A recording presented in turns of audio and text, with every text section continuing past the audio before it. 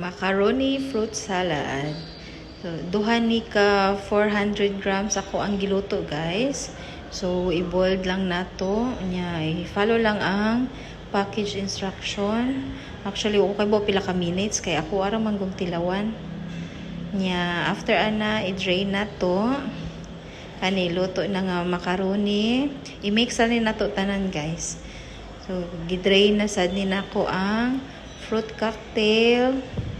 After sa fruit cocktail, isunod na to ang nata di kuko. Puros na ni gipang drain nako. Next ang green kaong. Butang na nako tanan na i-mix.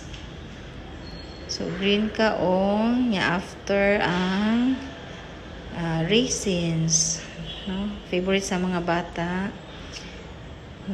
Cheese. Nipilit pag yun. So, cheese. And then, all-purpose cream. Second all-purpose cream. Tulo ni ako ang gi-prepare. Para creamy yun. After sa all-purpose cream, muta na to ang condensed milk. So, duha ni ka condensed milk.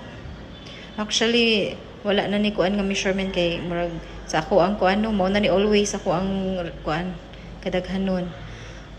This time lang kay tulo ang mayonnaise. Tulo ang napalit ni Eugene pero duha lang sa atong i-try. No, tilawan lang nato after mix. Kay dagko man ni nga mayonnaise ihang napalit. After ana i-mix lang. Mix ra tanan. Mix.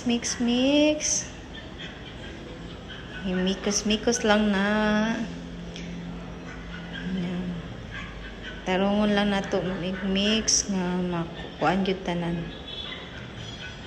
Kani mix na. I think ref lang para lami kay ni kung bugnaw pa. So okay na ni guys.